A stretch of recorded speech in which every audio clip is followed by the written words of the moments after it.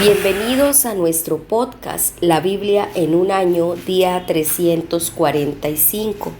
El tema de hoy, ¿cómo encontrar a Jesús? Toda la Biblia trata acerca de Jesús. Martín Lutero dijo, las escrituras son el pesebre donde yace Jesús. Igual que una madre va a la cuna para encontrar a su bebé, el cristiano acude a la Biblia para encontrar a Jesús. No inspecciones la cuna y te olvides de adorar al niño.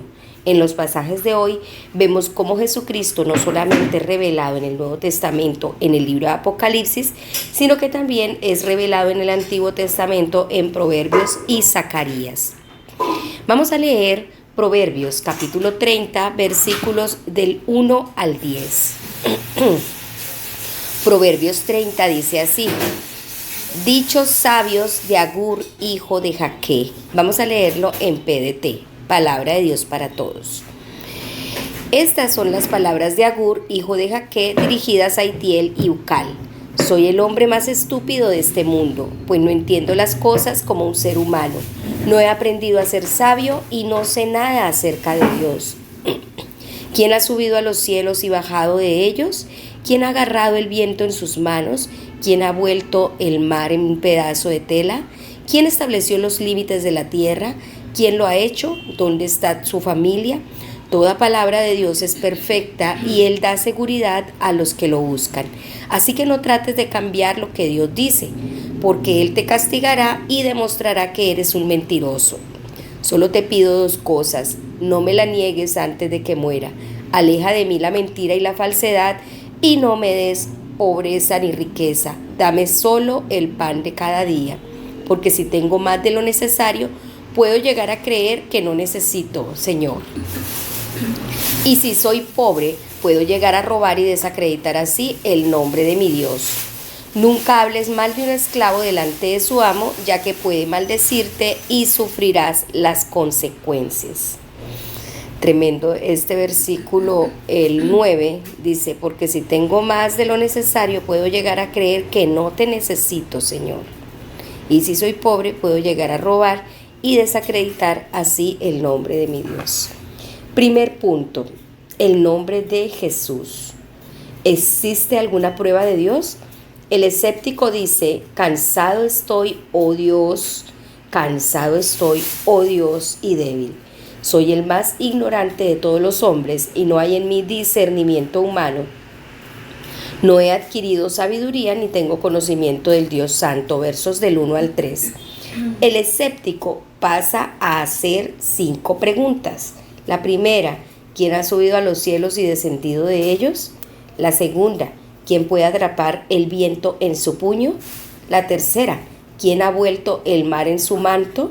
¿Quién ha envuelto el mar en su manto? La cuarta: ¿quién ha establecido los límites de la tierra? Y la quinta: ¿cuál es el nombre de esa persona y cuál es el nombre del hijo de esa persona? El Nuevo Testamento revela que la respuesta a cada una de esas 5 preguntas es Jesús, Jesús, Jesús y Jesús y Jesús. Quien ascendió a los cielos es Jesús. Por ejemplo, podemos verlo en Efesios capítulo 4, versos del 8 al 10.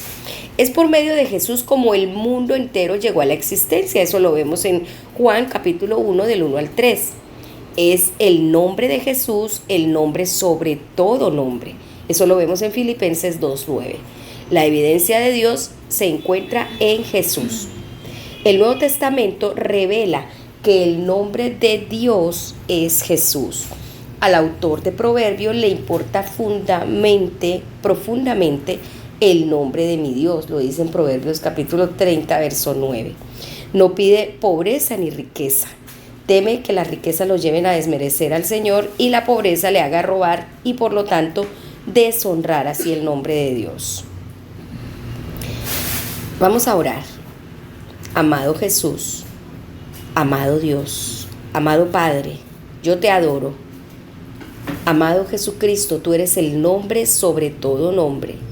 Inclino mis rodillas ante ti. Te pido que seas hoy mi escudo. Hoy me refugio en ti. Dame hoy mi pan de cada día. Bendícenos, Señor. Danos lo necesario. Trae provisión a cada familia y a cada persona que ruega a ti. En el nombre de Jesús. Amén. Ahora, abra su Biblia en Apocalipsis capítulo 2, versículos del 1 al 17. Apocalipsis 2 del 1 al 17 dice: Carta a la iglesia de Éfeso. Escribe esto al ángel de la iglesia de Éfeso.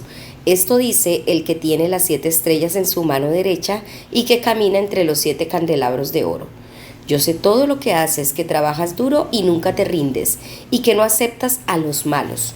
Has puesto a prueba a los que dicen ser apóstoles, pero en realidad no lo son, y te has dado cuenta de que solo son unos mentirosos. Sé que resisten con paciencia y que por mi causa has soportado el maltrato sin darte por vencido. Pero tengo esto en tu contra: has dejado a un lado el amor que tenías al comienzo. Así que recuerda de dónde estabas antes de caer. Cambia y haz lo que hacías al principio. Si no cambias, vendré a ti y quitaré tu candelero de su lugar. Pero tienes esto a tu favor: al igual que yo, odias lo que hacen los nicolaitas. Oigan bien lo que el Espíritu dice a las iglesias. Al que salga victorioso, le permitiré comer del árbol de la vida que está en el jardín de Dios. Carta a la iglesia de Esmirna. Escribe esto al ángel de la iglesia de Esmirna. Esto dice el que es primero y el último, el que murió y ha vuelto a vivir. Conozco tu sufrimiento y tu pobreza, aunque en realidad eres muy rico. También sé lo mal que hablan de ti los que dicen ser judíos y no lo son. Ellos no son verdaderos judíos, sino una sinagoga al servicio de Satanás. No te asustes por los sufrimientos que vienen. Escucha, el diablo va a meter a algunos de ustedes en la cárcel para ponerlos a prueba. Van a sufrir durante 10 días, pero sigue firme en tu fe, incluso si tienes que morir. Si no renuncias a tu fe, yo te premiaré con la vida eterna. Oigan bien lo que el Espíritu dice a las iglesias. El que salga victorioso será librado de la segunda muerte. Carta a la iglesia de Pérgamo. Escribe esto al ángel de la iglesia de Pérgamo. Esto dice el que tiene la espada de doble filo. Sé que vives donde Satanás tiene su trono. Aún así, has sido muy leal conmigo y no renunciaste a tu fe en mí, ni siquiera cuando mataron a Antipas, mi fiel testigo, en esa ciudad donde vive Satanás. Sin embargo, tengo algunas cosas en tu contra. Hay entre ustedes algunos que siguen las enseñanzas que les dio Balán a Balac para que hiciera pecar al pueblo de Israel, comiendo alimentos ofrecidos en sacrificio a ídolos y cometiendo pecados sexuales. Además, hay algunos que creen en lo que dicen los nicolaitas. Por lo tanto, cambia. De lo contrario, vendré pronto y pelearé contra ellos con la espada que sale de mi boca. Oigan bien lo que el Espíritu dice a las iglesias. Al que salga victorioso, le daré el maná escondido. También le daré una piedrita blanca en la que estará escrito un nuevo nombre que solo puede conocer el que le recibe. Segundo punto, las palabras de Jesús. Estas palabras de Jesús, el primero y el último, el que murió y volvió a vivir, a las 7 iglesias suponen un inmenso desafío. El Jesús resucitado, ascendido y glorificado revela el tipo de iglesia que Él quiere. Lo primero es: no pierdas tu primer amor. Jesús está buscando una iglesia que sea conocida por encima de todo por su amor. ¿Recuerdas lo que sentiste la primera vez que te encontraste con Jesús? Puede que experimentaras gozo, paz, un nuevo sentido de significado y propósito, así como emoción. ¿Te enamoraste? ¿Hubo un periodo de luna de miel? Con el transcurso de la vida es fácil perder tu primer amor. Otras cosas van tomando su lugar. El trabajo, las ocupaciones de la vida o incluso tu ministerio te pueden apartar de la pasión de tu primer amor. Jesús ensalza su servicio. Dice en el verso 2: conozco tus obras y tu duro trabajo, pero ha habido épocas en mi vida en las que he estado trabajando tan duro por el reino que he dejado del lado al rey. Jesús alaba su paciencia y su perseverancia en el sufrimiento. En el verso 3 les dice: has sufrido por mi nombre, pero ha habido épocas en las que he estado centrado en mis propios problemas y sufrimientos, tanto que he perdido mi entusiasmo. Alaba la ortodoxia de sus creencias cuando les dice: no has tolerado el mal, pero ha habido épocas en las que he estado tan preocupado por la ortodoxia que me he olvidado del amor. Jesús lanza este desafío: has abandonado tu primer amor. Estas palabras producen escalofríos. ¿Qué vas a hacer si esto te ha ocurrido a ti? Primero, Jesús te insta a recordar tu primer amor, a recordar la altura desde la que has caído. Y nunca pierdas tu primer amor, entusiasmo y emoción acerca de Jesús. En segundo lugar, le llama al arrepentimiento. Arrepiéntete y pon tus cosas en orden. Si te has deslizado por la pendiente de la autocomplacencia o has contemporizado, puede que necesites deshacerte de todo lo que sea basura, como leemos en Zacarías, capítulo 13, verso 9. A esa parte restante la pasaré por el fuego, la refinaré como se refina la plata, la probaré como se prueba el oro. Entonces ellos me invocarán y yo les responderé. Yo diré, ellos son mi pueblo, y ellos dirán, el Señor es nuestro Dios. Si atraviesas un tiempo de prueba en tu vida, Dios usará el calor del fuego para refinarte. Tercero, vuelve a hacer las cosas que hacías cuando te encontraste con Jesús por primera vez. Vuelve a practicar las obras que hacías al principio, como lo dice Apocalipsis 2, verso 5. Otra cosa que debes hacer es mantenerte firme ante la persecución. El pastor Nader Khani fue confinado en prisión en Irán por ninguna otra razón que su fe en Jesucristo y fue sentenciado a la pena de muerte. A causa de la presión internacional fue liberado y volvió a reunirse con su familia. Yo tuve el privilegio de entrevistarlo en la iglesia HTB, donde todos nos sentimos muy inspirados por su fe y su valentía. Solo 2 de las 7 iglesias no están en falta para Jesús, la iglesia de Esmirna y la de Filadelfia. Esmirna era espiritualmente rica a pesar de las persecuciones y su pobreza material. Como él les dijo en el verso 9, conozco tus sufrimientos y tu pobreza, sin embargo eres rico. Las palabras de Jesús para la iglesia no son arrepiéntanse, como suele ser el caso de las otras iglesias, sino no tengan miedo. Lo dice en el verso 10, como la iglesia perseguida de hoy en día tuvieron que enfrentarse a la prisión, las persecuciones e incluso la muerte. Pero Dios ha puesto un límite. ¿Cuál es el límite? En el verso 10 les dice, durante 10 días, y promete, te daré la corona de la vida. Otra cosa que debes tener en cuenta es luchar por la verdad. La iglesia de Pérgamo vivía en el lugar más alejado de Dios de toda la tierra, donde Satanás tiene su trono, dijo el verso 13. Pero Jesús dijo, sigues fiel a mi nombre. No han renunciado a su fe en Jesús a pesar de las persecuciones. A pesar de todo, Jesús los reta a que no se aferren a las falsas enseñanzas ni se dediquen a la inmoralidad sexual. La verdad es algo que importa. Él los llama al arrepentimiento y promete que vencerán y les dará el alimento que nutre el alma. Cuando les dice en el verso 17, les daré el maná escondido y la seguridad eterna en Cristo. Vamos a orar. Amado Señor, oro para que nunca pierda mi primer amor por ti. Ayúdame a recordar la altura de donde he caído, Señor. Y ayúdame a volver a ti. Gracias por la inspiradora valentía de la iglesia perseguida ante las grandes pruebas, por mantenerse firme en su fe y por no flaquear. Señor, ayúdanos a no caer tampoco en el error de las iglesias que, aunque están resistiendo al mal en otras formas, han dejado entrar la inmoralidad sexual en su vida y las falsas enseñanzas. Ayúdanos, Señor, a mantener la verdad siempre en nuestra vida, a aferrarnos a tu verdad a pesar de la cultura que nos rodee. Ayúdanos a mantenernos fiel a ti, Señor, porque el enemigo con sus mentiras en medio de la cultura y de los medios de comunicación está tratando de dañar nuestra mente y está queriendo hacer cambiar la iglesia de mentalidad. Pero ayúdanos a ser una iglesia que se mantiene firme en su mentalidad, teniendo la mente de Cristo y estableciendo el reino de Dios en sus vidas. Te lo pido en el nombre de Jesús. Amén. Ahora vamos a Zacarías capítulo 12.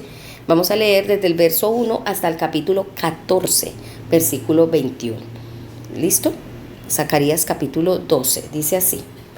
Destrucción de los enemigos de Judá. Este mensaje del Señor tiene que ver con Israel.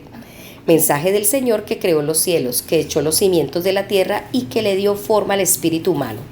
Voy a convertir a Jerusalén en una copa drogada de la que beberán todas las naciones vecinas. Jerusalén será atacada y Judá caerá en una trampa. Pero yo convertiré a Jerusalén en una roca tan pesada que quien trate de cargarla saldrá muy lastimado. Todas las naciones de la tierra se unirán para luchar contra ella. Pero ese día, dice el Señor, atemorizaré a todos los caballos y haré que los jinetes enloquezcan. Dejaré ciegos a los caballos del enemigo y tendré mis ojos bien abiertos para cuidar al pueblo de Judá. Los líderes de Judá se dirán a sí mismos: los habitantes de Jerusalén son fuertes gracias al Señor Todopoderoso, su Dios. Ese día, los líderes del ejército serán como fuego quemando un bosque o un campo de pasto seco. Destruirán a todos los pueblos vecinos enemigos, a los del norte y los del sur, y Jerusalén permanecerá intacta en su lugar. El Señor rescatará primero a los ejércitos de Judá para que la familia de David y los habitantes de Jerusalén no se crean más importantes que Judá. Pero el Señor será un escudo para los habitantes de Jerusalén. Hasta el más débil se volverá tan fuerte como David. Los de la familia de David serán como dioses, como el ángel del Señor que seguía al pueblo. Ese día casi destruiré por completo toda nación que esté en contra de Jerusalén. Llenaré a la familia de David y a los habitantes de Jerusalén con un espíritu de bondad y compasión. Ellos me mirarán a mí, a quien ellos atravesaron con una lanza, y se lamentarán como si estuvieran sufriendo la muerte de un hijo único. Sentirán tanta amargura como quien sufre la muerte del hijo mayor.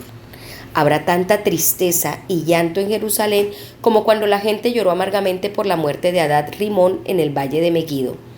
La tierra de Judá llorará amargamente, cada familia por separado, los hombres descendientes de David por un lado y sus mujeres por otro, los hombres descendientes de Natán por un lado y sus mujeres por otro, los hombres descendientes de Leví por un lado y sus mujeres por otro, los hombres descendientes de Simí por un lado y sus mujeres por otro.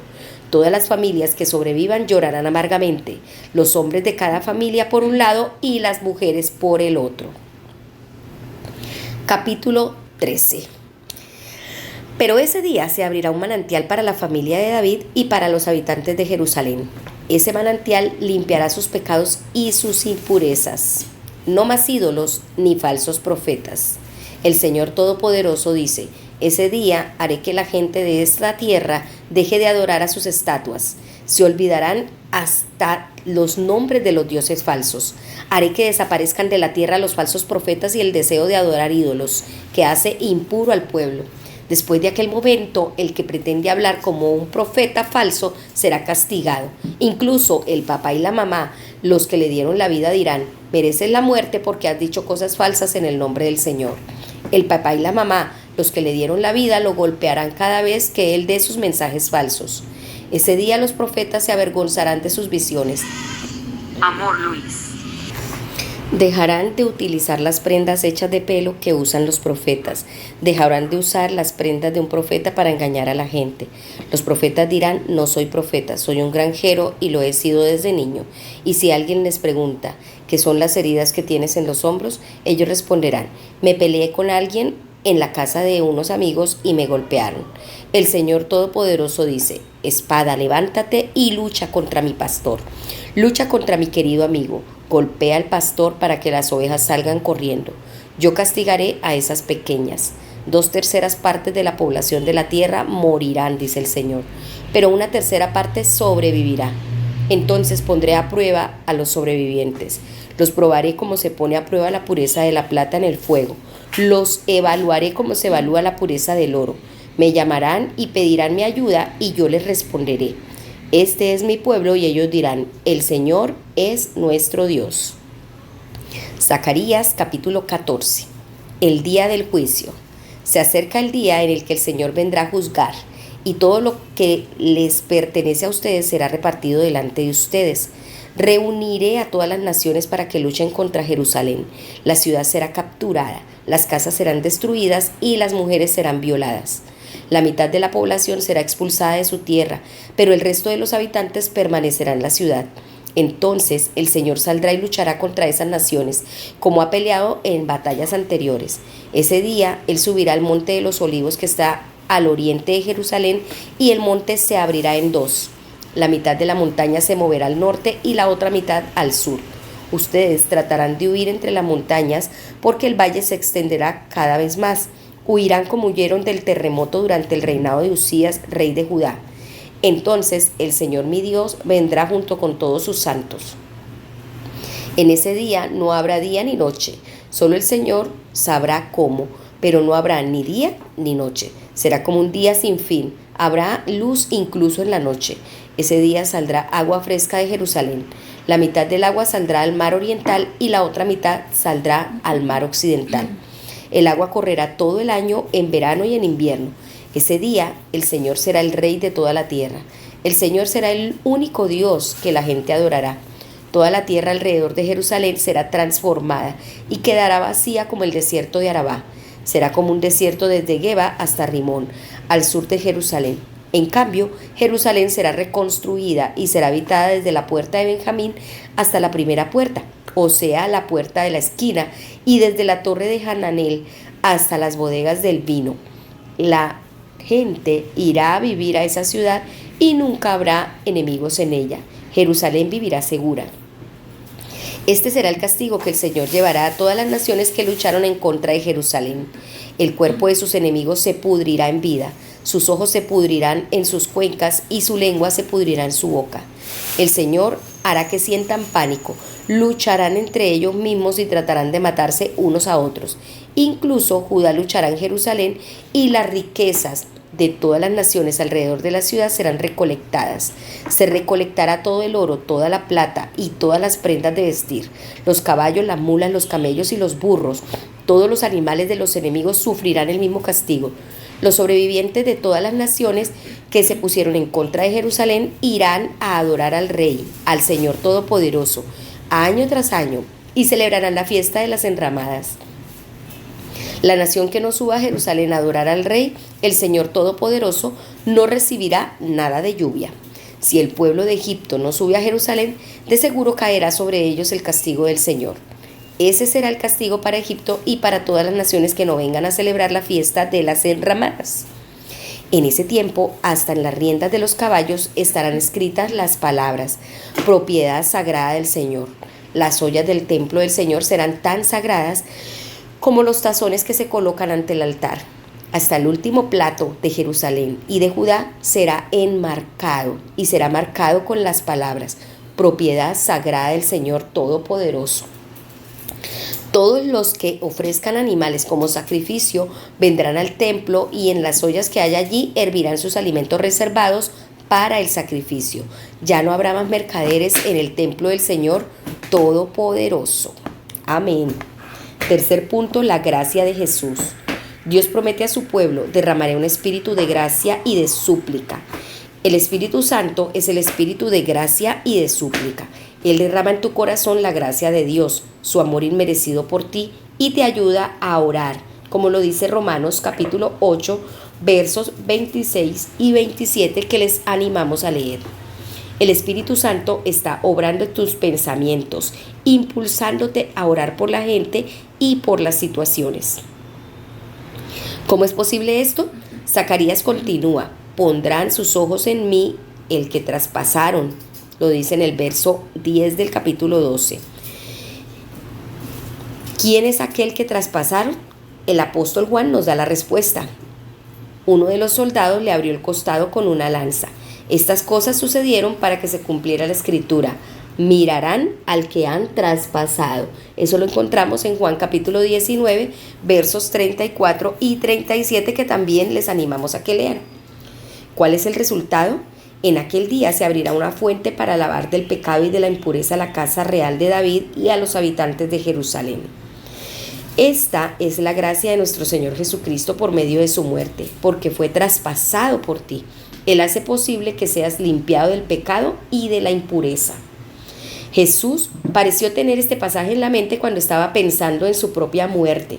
Citó Zacarías 13:7 cuando predijo que cuando lo arrestaran, los discípulos desertarían de él.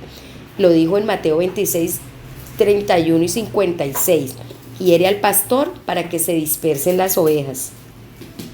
Las palabras de Zacarías 14 pueden ser vistas como premonitorias de la vida, muerte y resurrección de Jesús, así como también de su vuelta. Jesús es aquel cuyos pies estarían en el monte de los olivos en Zacarías 14:4 y lo vemos en Mateo 21:1. En Zacarías 14:3 dice: Jesús es aquel que sale del combate contra las naciones en el día de la batalla, y eso también lo vemos en Apocalipsis 20.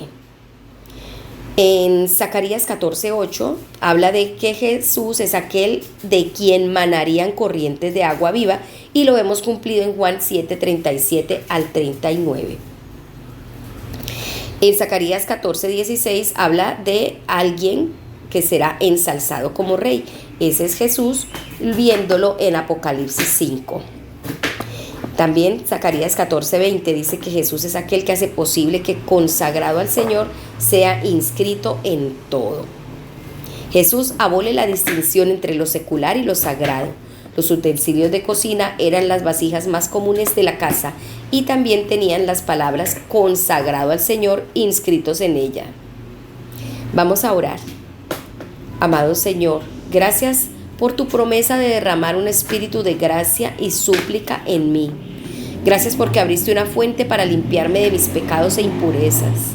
Gracias por esa sangre preciosa, que es esa fuente que corre por mi vida para limpiarme, lavarme y restaurarme. Hoy, lávame y lléname de nuevo con tu Espíritu Santo. Ayúdame a amar con todo el entusiasmo de mi primer amor por Jesús y dar honra al nombre poderoso de nuestro amado Salvador Jesucristo. Te lo pido, amado Dios, con el poder del Espíritu Santo. Amén.